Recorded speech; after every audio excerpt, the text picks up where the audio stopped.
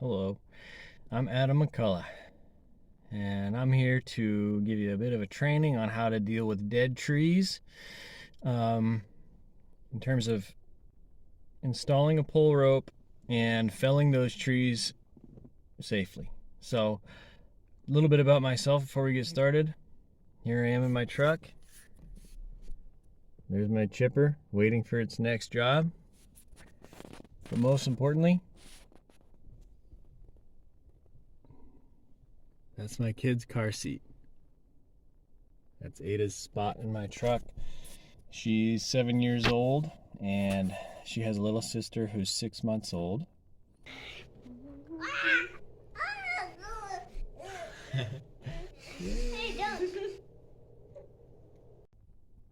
You know, one of the options you should always be thinking about when you're dealing with dead trees is maybe I leave this tree alone and let it fall down on its own. So keep that in mind. You know, we got to be working safely out there, and there's a reason for that. You know, so let's get to the skills that we're gonna need to take down dead trees. Now might be yeah.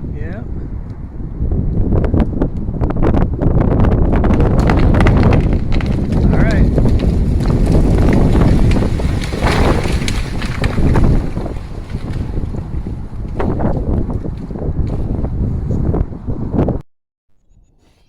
Okay. One of the first things is we've got to have the proper PPE. This is not a chainsaw training video. The chainsaw skills for dealing with dead trees, well, they're pretty much the same as the regular tree. The part that's different is, in my mind, applying force to the tree only when the drop zone is clear. So the way we do that, first off, we're going to put on a helmet. The biggest issue with dead trees is having dead pieces of that tree fall on your head. So before you even start doing anything, you got to have your helmet on. Is it a bad idea to be wearing a high-vis outfit? It's not a bad idea at all, because your crew is important as well. If everyone's wearing one of these, you can see who's in the drop zone and who's not. A pair of glasses is going to help you keep your eye up on the tree without getting sawdust and debris in your eyes, and potentially having problems with that. So we're all dressed up, ready to start learning some of these skills. Let's take a look at how we're going to throw the rope. So this piece of gear is called your throw line cube. When it's locked up, when it's closed up completely, it looks like a triangle like this. Small triangle. So the way we open it up, and you might think this is ridiculous to talk about how to open this up, but seriously, people get stuck on this. So we're gonna undo the Velcro and then lay it flat. Pick half of it up and then open that. So now you can see all four of these orange corners, or they might be a different color on yours. Okay. So just to reverse that again, we're just doing this in slow-mo because we're learning here. So we start with it, you know, like this. Open this. Lay it on the ground, open it once like that, and then make sure when you open it this way, you have all four of those corners showing. So now you're going to pick up two opposite corners, let's say this one and this one. You're going to step on, with your feet, step on those two below. Now this is an important part. If you try to do it without stepping, you can't. You have to step on it lightly and then twist it up.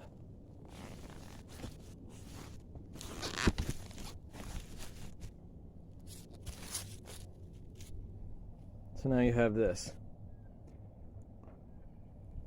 Inside, you have two pockets. This is where your throw weights should always be. Here's one. So if your throw weight is just plopped into the mix, when this gets all jostled around over time, your throw weight is going to meander its way through all the rest of this, and it's going to tie knots everywhere. So then the pockets on the sides are for the throw weight. One side will be easy. One side will be on top. It'll come out clean. One side of the line will be down, coming from the bottom. You see how this side of the line is coming from the bottom of the pile of line?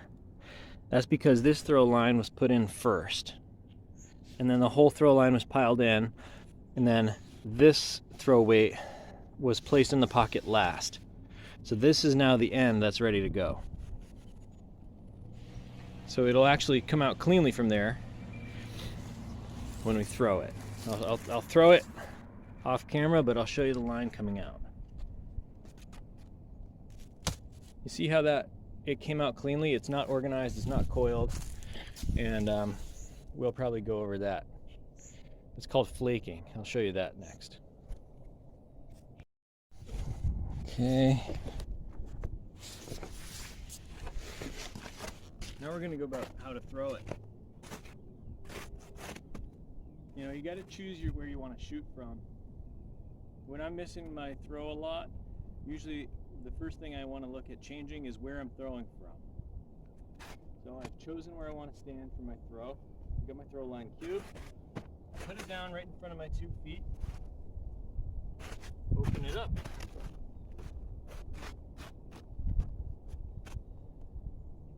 Figure out which end of the line is on top. Now I'm going to take it and pass it through the ring so that I now have this method of holding it. Alright, I'm going to help you see that better. So, here's your throw line with your throw weight. You're going to take this line, pass it through here.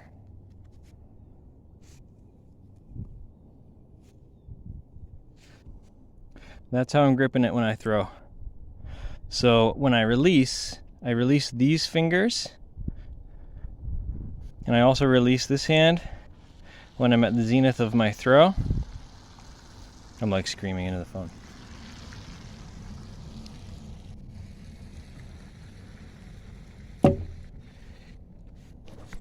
And the line slides its way out, and you end up with a straight line in the end. Alright, so that's how you set it up to hold it. Again, we're going to pass the line through that ring, pull it through, grip it with 3 fingers on this side, pinch it with this side. You want to stand so that the throw line is in front of you. Kind of tend it, you know, you have to tend to it so it's not like we're looped around a twig or something. If you're going to be cutting soon, don't put your chaps on until you're done with this, because all those buckles on the inside of your legs and whatnot, they might catch this line because you're swinging it between your legs like this. So my throw is going to be aimed by my body positioning. If I turn to the left, I'm going to throw to the left. If I turn to the right, I'm going to throw to the right. So my toes are pointing. My left and right aim is determined by my body positioning right here. My up and down aim is controlled by where my hands end up for my follow through. Okay, that's. And then when you're resetting for your next throw, you want to flake it into your throw cube so that your whole throw line is in your throw cube, because that's going to keep twigs out of it, and leaves, even the smallest little leaf can mess up your throw when it's in your throw line. Alright, so then we're going to set this up again, and once again we just put part of it through, so we're kind of holding it like this. I'm going to try and show the whole throw. Try and get in frame there. I'm just going to try and throw it nice and easy right over my swing set. You can see the release here. 1, 2, 3. over-exaggerated the some of the finer points of throwing that you may not be obvious when you're setting. Take your gloves off. If it's cold out, keep your gloves handy, keep them nearby, but don't be wearing gloves when you're trying to throw. The release will never be what you need it to be. And also, don't let it be too long of a line.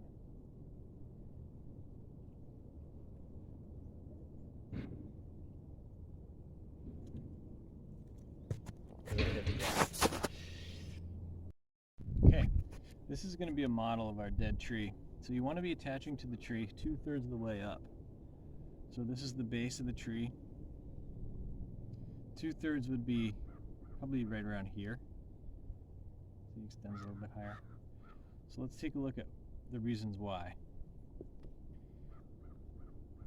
If you attach it higher,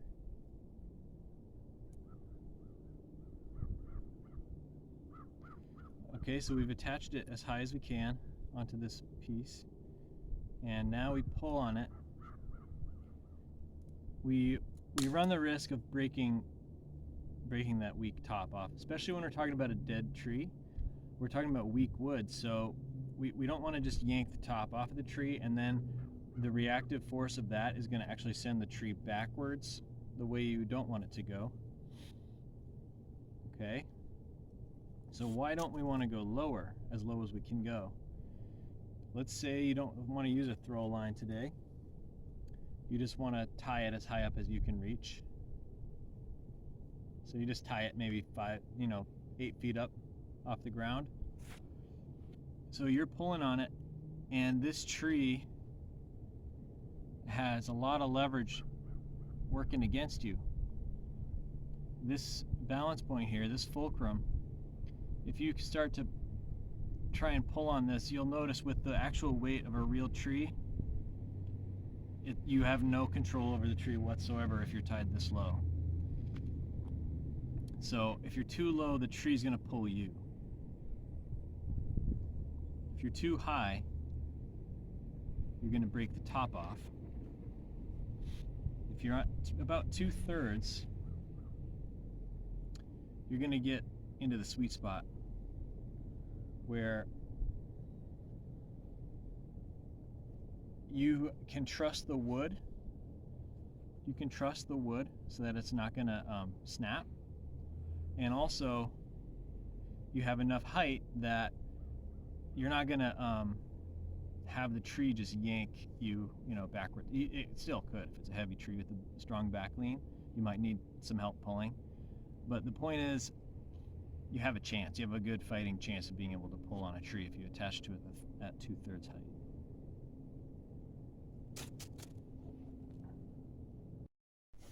So this here is a coiled rope. It's somewhat a good way to store rope. I like to use it if I have to dry the rope out. So I'll coil it and I'll hang it up so that the rope has some airflow around it. But let me show you what happens when you try to actually utilize a coiled rope. First off, there's good ways to uncoil it. You can pick it up and unwind it like that.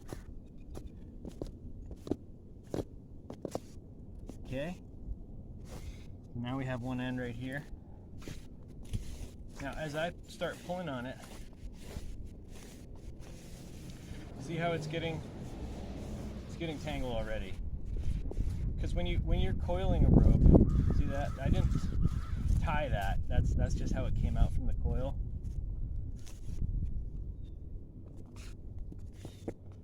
So when you coil a rope like that, you're putting quite a bit of twist into it. And imagine trying to throw it and then it hits this point here.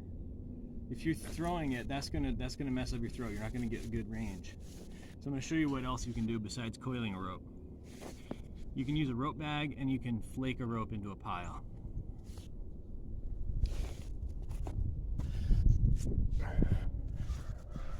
So this is more of a correct sort of rope pile. It looks messy, but the rope will move out of it cleanly.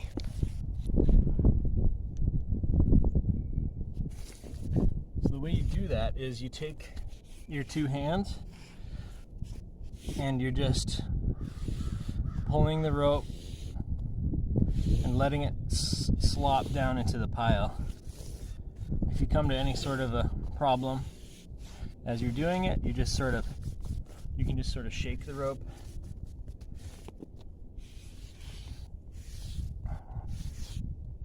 So this process yields what's called a flaked rope. So this is what a pile of rope looks like once it's flaked. And now I'm going to grab it and I'm just going to walk away, and you'll see how cleanly it comes out of the pile.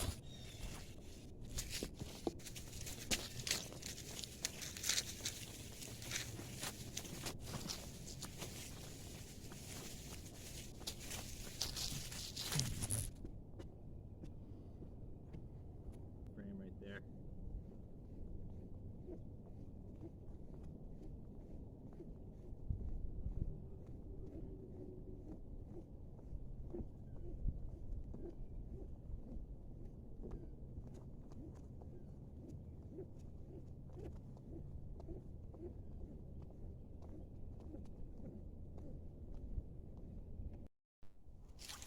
All right, now let's say you have your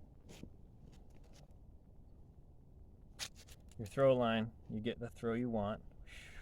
This lands on the ground. All right, we're happy as can be.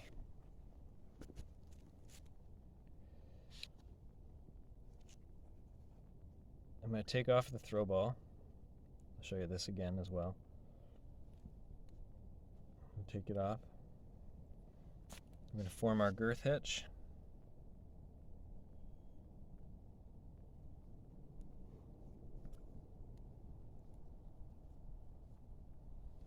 Make sure that settles in onto there really good. Let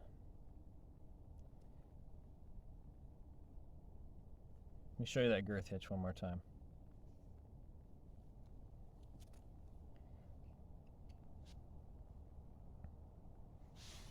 Here it is.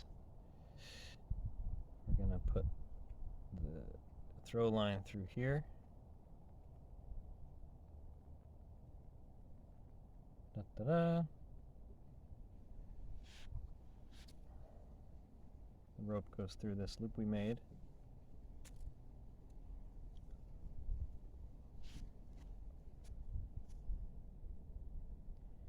There we go.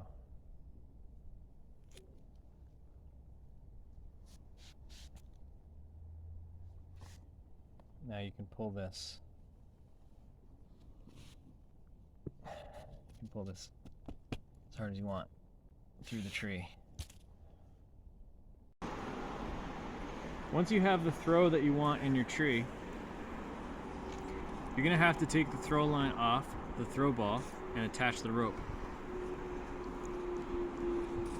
So what you do is you remove this girth hitch here by taking the loop and passing it underneath the bottom of the throw bag. That was slow-mo for you.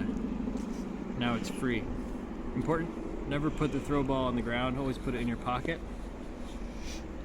Now to girth hitch this onto the pull rope, find the end.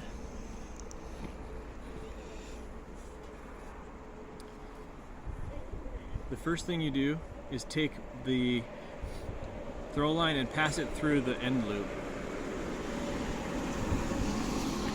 So now you've made another loop, but this loop can be tightened. Pull about 3 feet of rope through there, 2-3 feet, and then tighten it right there. And test it, make sure that's gonna stay. So as it goes up through the tree, it's gonna pull through like that. So part of the key to this program is to get out of the drop zone when you're pulling the rope up into the tree. When you're standing directly under the tree and pulling the rope in, you're going to be applying some force to that tree and it's dead. That's why we're doing this. So you're going to wind up potentially pulling sticks and branches and maybe the whole tree down onto yourself. So not only am I getting out of the drop zone before I pull on this, I'm making sure everyone else is out of the drop zone as well. So I'm just going to pull it, and as I pull it, I'm also flaking the throw line into where I want it to be. So far, I'm just pulling on easy friction because the rope has not made contact with the tree yet. This is all throw line friction. I want to show the tree, Ethan. Try and see where the rope is. Oh. Oh gosh. It's up there. So now, watch that tree move as now I've got the tree, the rope is now going to come into contact. It has to make it through the branches of the tree. Watch the tree move. See how much movement you get? There's snow falling off of there.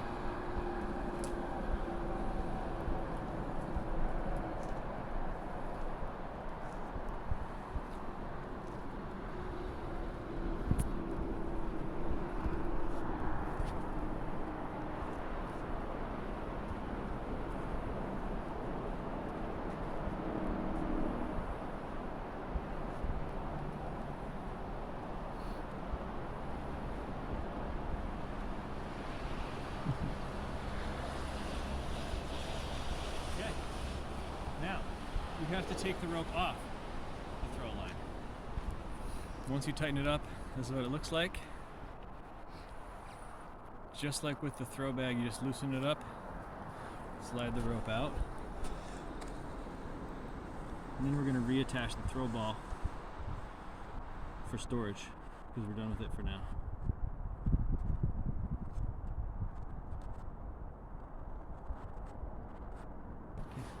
Now, I'm not putting any tension on the rope because I'm back in the drop zone. I'm up next to the tree. I have one end of the rope. This is not the end I'm going to pull on. This is the end that's going to be my anchor. So I'm going to leave the rope.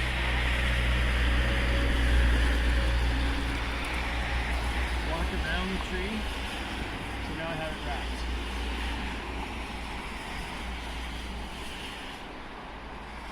Now if you want to come in a little closer. I'm just going to tie a bowline around this part of the rope.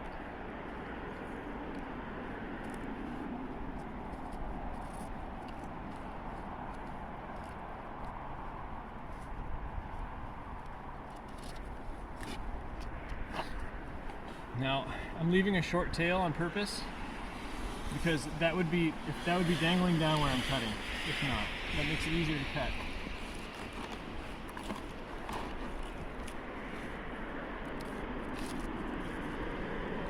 Just leave it like that, and then we can ready to go do a test pull.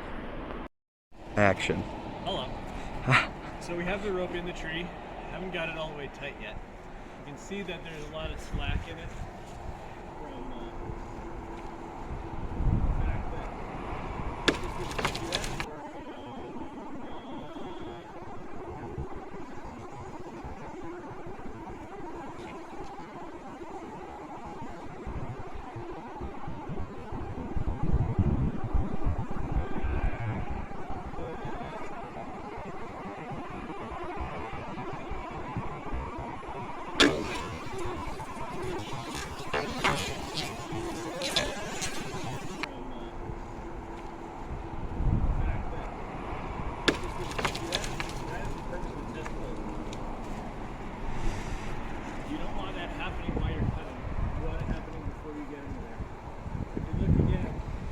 under the tree when we're applying pressure to the tree. Once we are ready to apply pressure to pull the tree over, once again the cutter will be gone. But it's changing the timing so that whenever there's pressure on the tree, there's no one under the tree. So I'm going to give it another test pull here. I want to really get it rocking.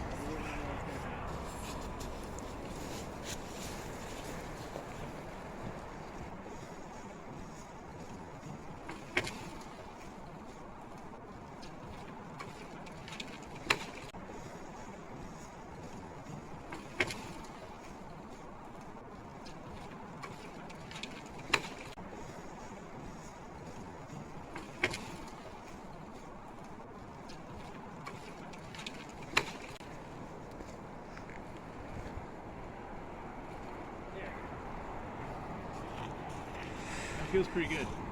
So now when I'm under there cutting, I know that I've moved the tree that much, so that I know that my little vibration that I'm putting through the tree from my chainsaw is not going to be as much impact on the tree as what I just did. So I'm going to feel more confident in the tree.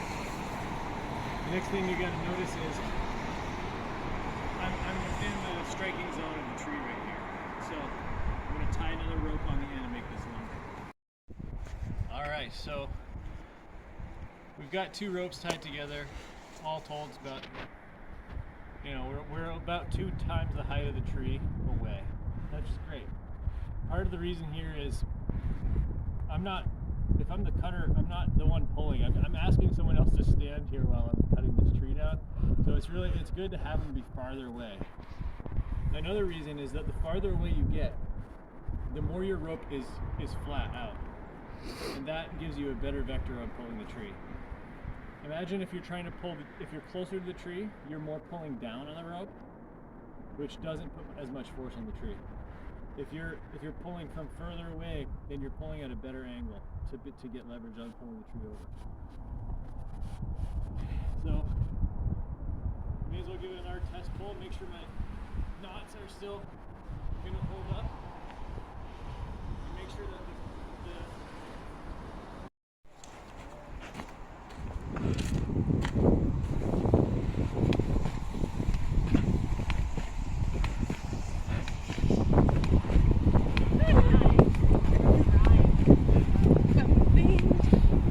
Anyone want to get bored?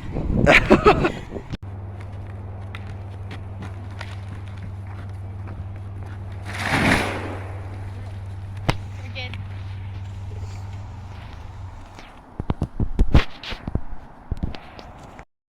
Action. Alright, so now that the tree's on the ground, you want to get the rope out before you start bucking up the tree, because that way the rope's not in your way while you're cutting. That way you can use the rope many more times instead of cutting it out. Well, at the end of the day, we make it back home. It's time to take off the boots, put on the Crocs, throw on something with buttons on it, relax, and enjoy your family and your time home. Thanks for watching. Remember what's important. No tree is worth it. So be safe, put in the prep work and the time that you need to put in. And I appreciate you for doing the hard work of taking that risk to get rid of these hazard trees.